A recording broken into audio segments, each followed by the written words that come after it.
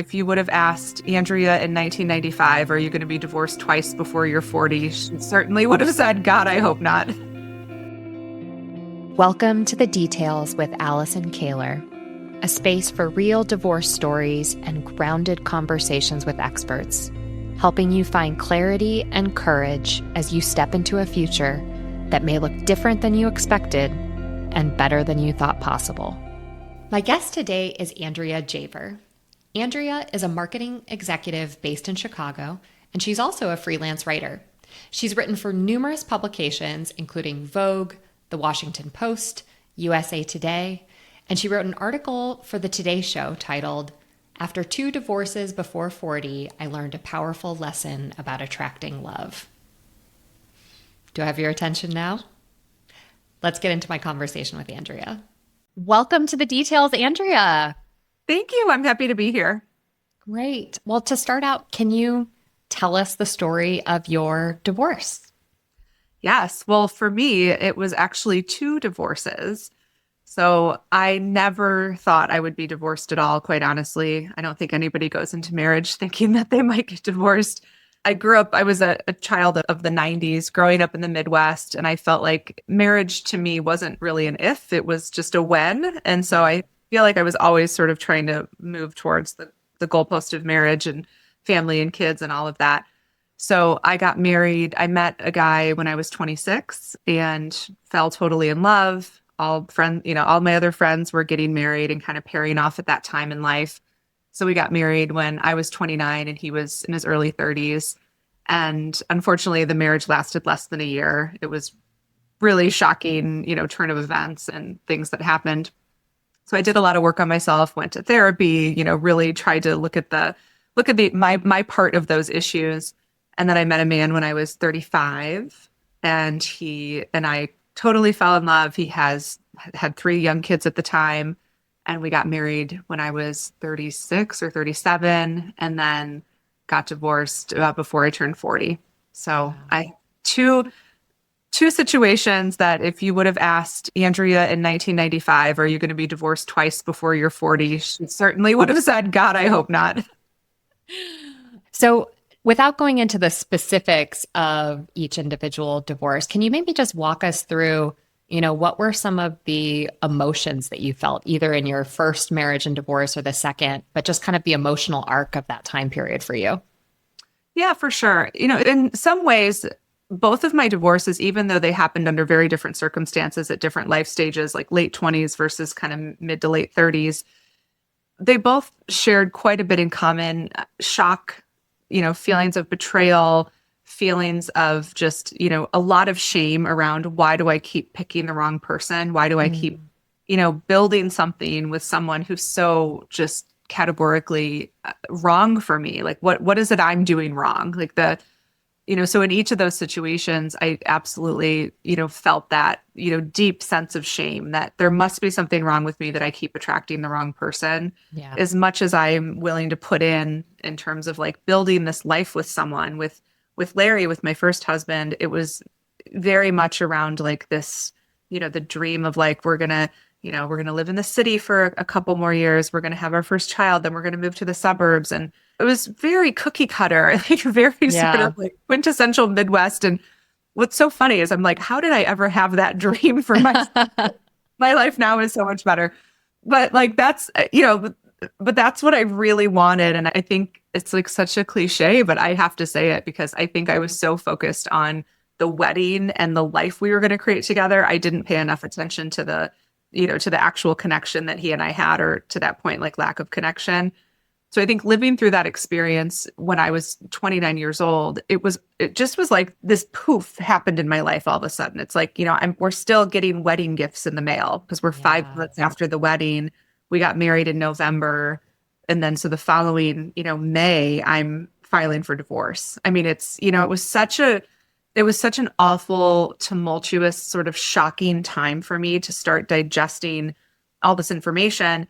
And by the way, at the time, and I still, it's like funny with big markers in life, it's like actually good that you have dates to look back on. Because I wouldn't have even believed myself if I told myself this. But so we got married in that November. The following February, I started a big new job at a new company. And then it's like my marriage is completely unraveling at this time that I'm supposed to show up and be this like, boss lady and, managing this big team of people and taking this big career leap. Yeah. And then a few months later, I'm in divorce court and trying to, figure out what I'm going to do next. If not this dream of marriage and motherhood, like, what am I going to do? And I felt at the time that I'm like, oh, I'm so old. I'm 30 years old now. And what You're so old. 30. Which is hysterical because, I'm 46 years old now and I still I feel younger now than I did when I was 30, but truly like the second divorce, it was very different in terms of what happened. And there were kids involved with my stepchildren, his kids who were young when we were together. But it was very similar feelings of just, how did I get this so wrong again? How did I hitch my wagon to somebody who just is so wrong for me?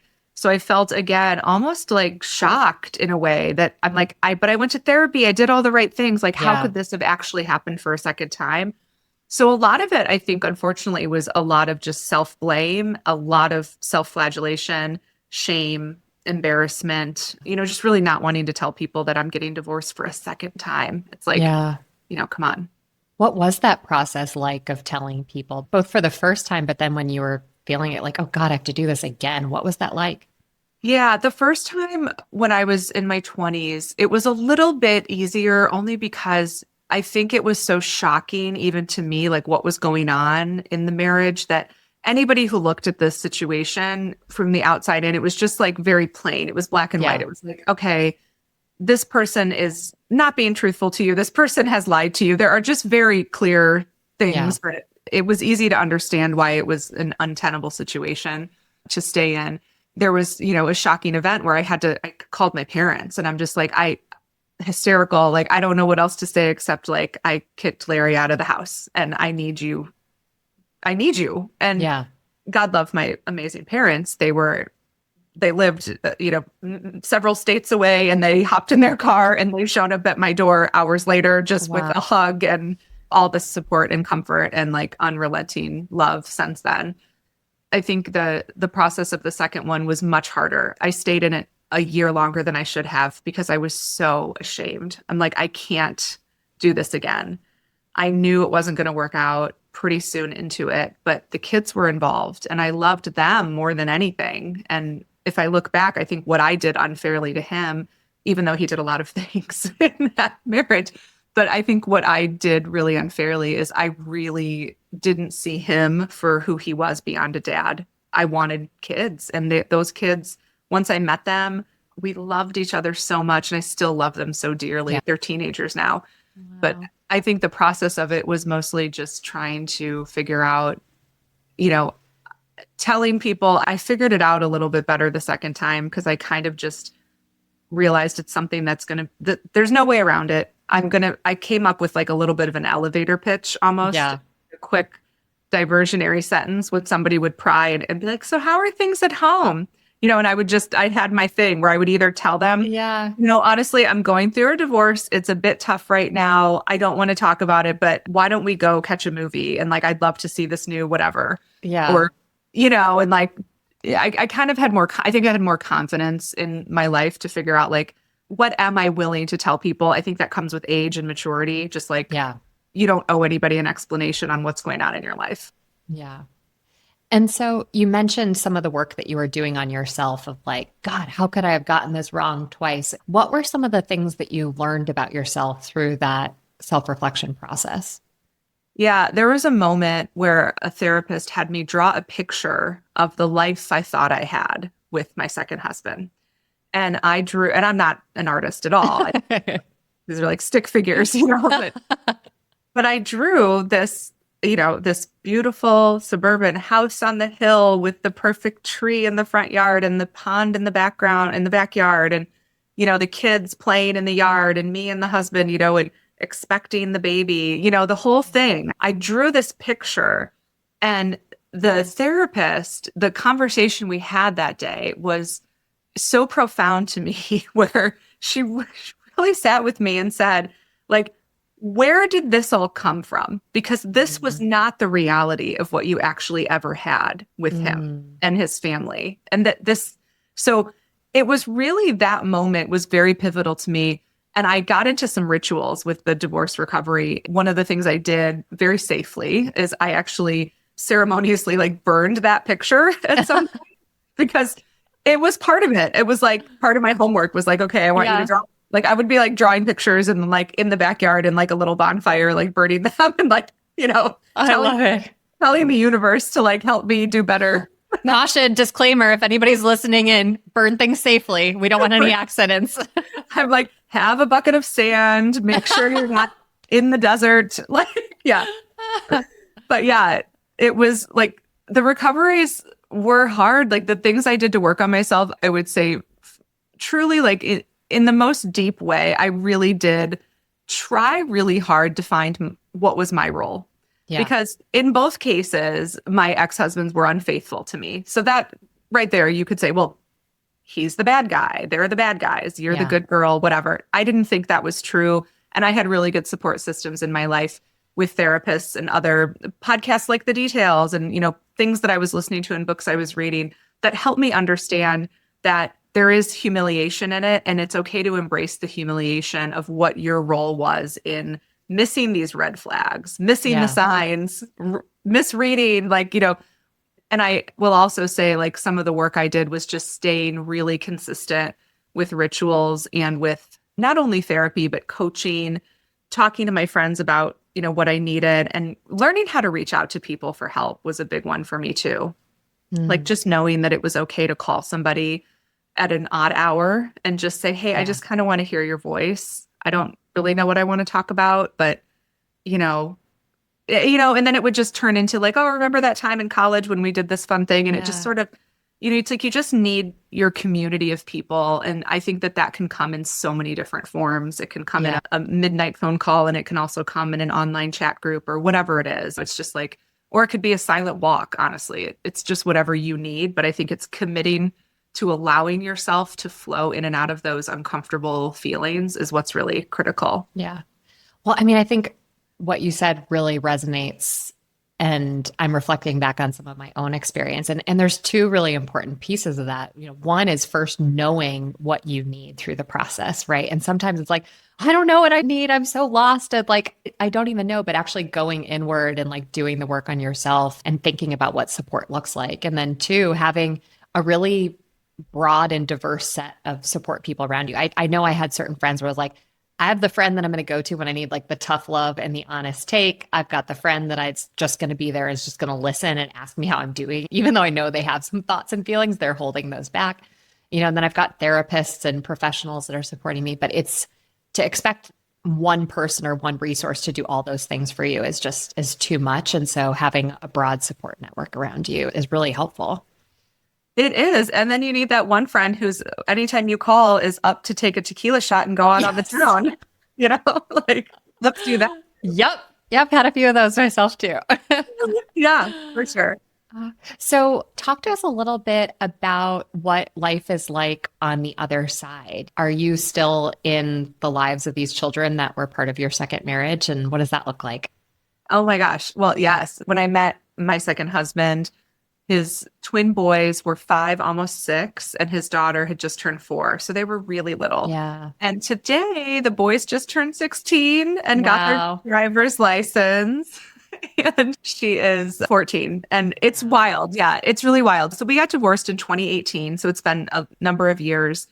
And in the beginning, I think it was really hard because with what happened with the relationship, he, kind of went away for a while and was traveling and kind of doing some work on himself for a long period of time. And so all of a sudden, these kids who were living with us 40% of the time and with their mom 60% of the time, just 10 minutes away, all of a sudden it's like, half their life sort of evaporated overnight. Like it was sort of like, well, wait, when am I going to be at Daddy and Andrea's house? Like what, it was very, I'm sure it's going to be something that they're, always going to have to think about, how they got through that, or it might be an inflection point in their lives later.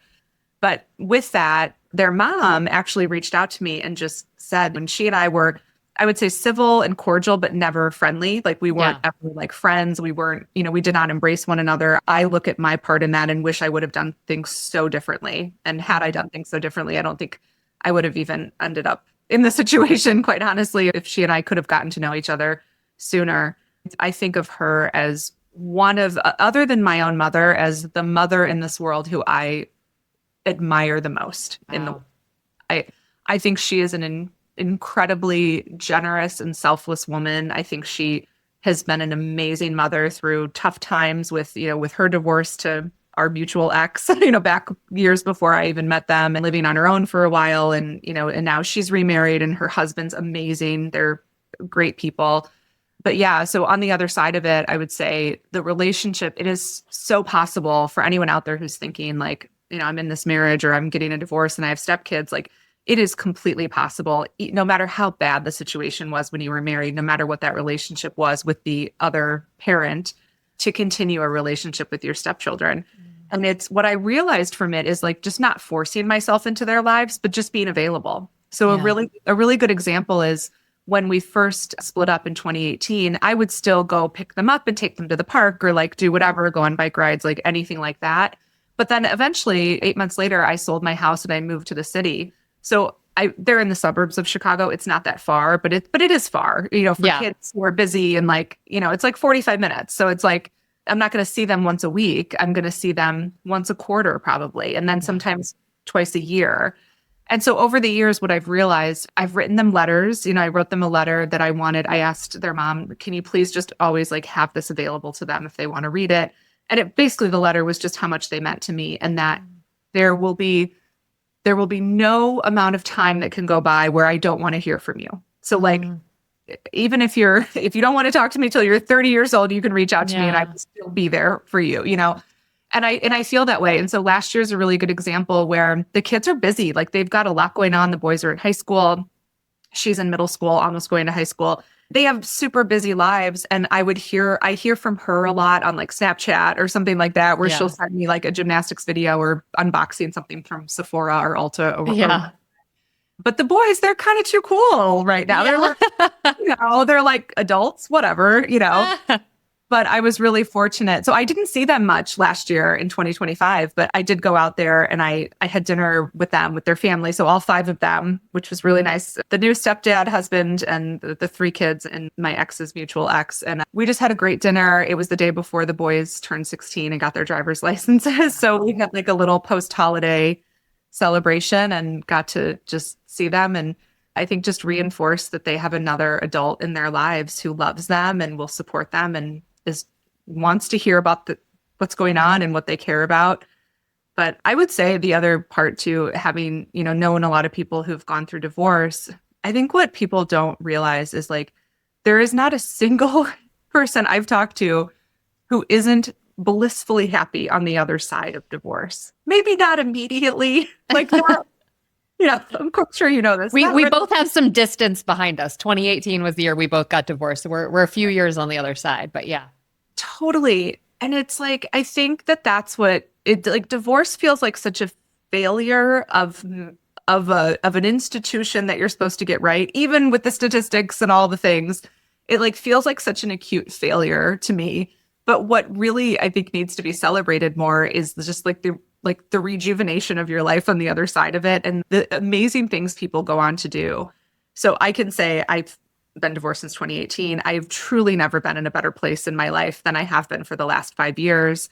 I've been in a relationship with Jason it'll be 5 years this July. So we've been together for a while now, and we have no pressure on getting married. We're past the point of having children. So it's like, we're just like really enjoying being together and being in a healthy relationship. And I think for me, that's what I wish I would have focused on the whole time. Like 20 years of dating versus, just trying to get married, honestly. Absolutely. And you spent some time after you got divorced actually helping other women. I don't know if there were men as well, but you were a divorce coach for some time. I did. Yeah, I did. And, I still do it a little bit, but it's mostly people who I knew in the beginning. But so it was the pandemic. I was laid off for the first time in my career about 2 weeks before the pandemic started. So that was so jarring. Great timing. Awful. Well, it was crazy because a lot of people in the beginning of 2020, I really thought like things were going to be awful. I had, my cat died unexpectedly, which is really sad. And then I lost my job. And then, the pandemic is happening. Oh my And God. I'm like, what? But you know what's funny? What I ended up doing, and I have a marketing career. I'm like a marketing executive. And what ended up happening is a lot of people in my network were reaching out to me at the time because they said, well, I heard you're not working full time anymore. And actually, because of this pandemic and companies not wanting to commit to senior level talent for long periods of time, can you come consult? It ended up being like a very lucrative year. It was actually great because I had people calling me to do like hourly commitments, and you can charge a lot for hourly work. So I was working 20 hours this week, and then I worked on a 6-month project and a 2-month project and a whatever. Yeah. And it was actually kind of great. And then with that free time, instead of working a full-time job with like 40 plus hours a week, I was actually then able to think about, well, what else do I want to bring into my life right now? And I happened to meet somebody who was a divorce coach. I had never heard of what that was, but I thought back to both of my divorce situations and I thought, gosh, it's almost like having a CEO helping you take care of all the things you need to take care of in the divorce process. And I was expected to show up as a boss and like be really present and thoughtful at work when my whole life was falling apart in 2 different occasions. So for me, I'm like, man, I wish I would have had that. I think I could be really good at this. So I became certified in 2020 and I worked with clients for about 2 years until I realized that it wasn't what I wanted to do full time. So I still do work with, I have one client that I've had for a really long time, and I have a couple clients who come in and out of the coaching, but I'm back into marketing, mostly what I do full time. And I do a lot of writing on the side too. I like creative writing. But the divorce coaching, I think the big unlock for me actually going through the certification program was realizing how much healing I was still doing at the time. And like, and having gone through, it's like you talk to other people who have similar but very different nuanced experiences. And it kind of helps you work. It helped me work through some lingering feelings for a couple of years. Absolutely. Yeah. It's that thing where, I do this work in executive coaching where it's like, I was like, oh, I got to be really careful that I don't project all my BS onto the person sitting across from me. But it's like, oh, wow, the advice that I gave to this individual or the things that we worked through, I was like, probably pretty helpful for me too. So maybe I should take some of my own medicine. Oh, it's totally true though. I think, well, it's just like putting energy. You're just thinking time and energy into the divorce recovery process as part of your coaching certification. It's like, that's all good stuff. That's good energy you're putting out there to continue to heal. Yeah. Amazing. And you are on the other side and the energy, as you said, you were like, I forget the exact term you said, but like so happy on the other side. You said you feel younger than you did at 30 now. Looking back, what kind of advice would you give yourself back during those periods of time when you were like, gosh, how did I get this wrong? With the wisdom and all the work that you've done on the other side, what advice would you give to your younger self? Yeah, man. I wish I could have spoken more gently to myself at the time. And I think the advice I would give now is just to like meet me where I am. I want to meet myself where I am in the moment instead of trying to track like how well am I recovering or how should I respond to this or what would other people do if they learned this information about their husband. I was very much like still very worried about just propriety and like what society would think about things and my community would think about things. And I think I would tell myself that it is okay to sit in whatever feeling I'm having in the moment I'm having it and not worry about whether or not that's right or wrong. And again, I would try to bring back some of the like more comforting self-talk. I think have this like very critical voice in my head it's part of my ambitious nature of like always driving, like never settling, like trying to progress in life, which gives me a lot of energy, and I'm extroverted. So I have a lot of like that kind of energy. But I think sometimes as an extrovert, it's hard for me to sit in an introverted way and not be driving towards outcomes. And I think the other ironic thing or the enlightening thing that I learned through divorce recovery was that an outcomes driven approach to love really landed me in a bad spot. So it's like, that's great that you're outcomes driven, Andrea. Go for it at work and like other things and in your creative writing and all the other things I do. But when it comes to love, there's this great quote actually that I wish I could have told my 30-year-old self, but I love this quote. It's life is a balance between making it happen and letting it happen. And I love that quote because I'm the make it happen kind of person. Yeah. And I think the let it happen is something that I need to bring in. And, some listeners might be the opposite and thinking, gosh, I'm just letting too much happen to me. So it's like maybe you find that it's the balance, right? You find that balance of just allowing yourself to feel what you want to feel and also finding ways to comfort myself in a more effective way, probably. It's beautiful.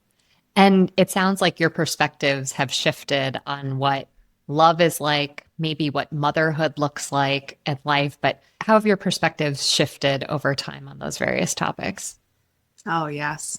From the love perspective, I think I finally figured it out, honestly. I think it took, for whatever reason, it took the 2 divorces to get me to a place where I learned enough about myself, my patterns, my childhood, things that I globbed onto from my own family. It took that to get to this place. And so I wear the divorce badges proudly, honestly. I don't think I would be in a relationship with Jason at all. I think if he and I sometimes you always have this where we have the silly conversation of I wish we would have met in our 20s, wouldn't that we could have 3 kids and whatever. And, so I still go back into those fantasies sometimes, but it's not reality at all. And it's actually not what I would wish. Cause part of me is if I would have met you when I was 22 and you were 25, I was a disaster. I didn't have the self-confidence. I didn't have the self-possession or the life experience I needed to actually show up and be a good partner to someone. So I'm really grateful to have had the tumultuous 2 divorces in my life. I think it led me to a much healthier place with Jason. And he's so different than both of my exes, but he's also he's a really straightforward guy. You kind of, what you see is what you get. And I'm with him for the right reasons. I'm with him because I love sharing my life with him, not because we're trying to put a ring on it or have children or, it's there's no outcome other than day-to-day life with him. Yeah. And the motherhood piece is a hard one. This is the topic that I can instantly burst into tears depending on where I'm at in the moment. And I allow myself to if I need to. But yeah, motherhood, I always thought I would be a mom. Always. Just since I was little, I've loved babies. I love children. And, I wrote an article for the Today Show last year on Mother's Day, and it was called My On Again, Off Again Relationship with Mother's Day.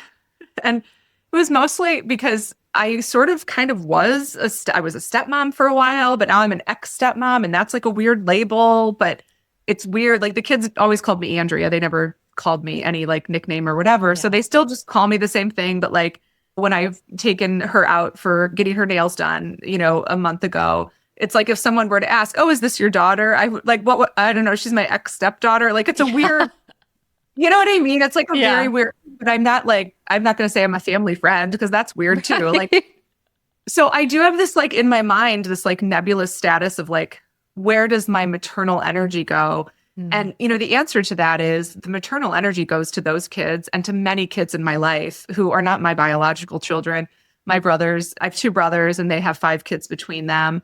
I have a lot of good girlfriends who now have kids. Gosh, the oldest of the crew, she just went away to college. But so kids in their high school down to middle school. And I pride myself on being the favorite auntie. And, the way I ended that article on Today was that that status of being the auntie is enough, but only because it has to be. So there is always this sadness that I wanted children so badly, but I have to trust power above, universe, whatever you call it, that this is the right path for me. And the children that are in my life, I adore, love, and that is what it is. So it's an evolved view, but it's not always easy. That part is not always easy. Sounds like that's part of the let it happen piece rather than the make it happen piece. What a beautiful connection. Yes. So as we wrap up today, if some of our listeners may be in the situation of potentially going through a first divorce or maybe looking down a potential second one, what do you hope sticks with them from today's conversation? Yeah, I think the part about being kind to yourself, meeting yourself where you are, that's a big one. The other one I think is important is to remember that even if it doesn't feel like you're making progress, you are. Like small, tiny steps, tiptoes are okay. You don't need to be sprinting through recovery. Some days you might be in a race car getting to the next point. Other days you might be tiptoeing. Other days you might be falling 10 steps behind or backwards. It's all okay. It's all going to end up, if you keep looking at what you can learn, looking at how to take care of yourself and learning how to really hold yourself in a comforting place at this really tumultuous time in your life, you're going to end up in such a better place, and you'll open up your heart for love again, for adventure, for all of the things that us beautiful women deserve in life. Well, what a beautiful note to end on. Andrea, thank you so much for being here today. It's been a pleasure. It's been a pleasure. Thanks, Allison. Thanks for listening to The Details with Allison Kahler. If this episode resonated with you, be sure to follow the show wherever you listen to podcasts. And please consider sharing it with someone who might benefit from it. New episodes drop every Tuesday.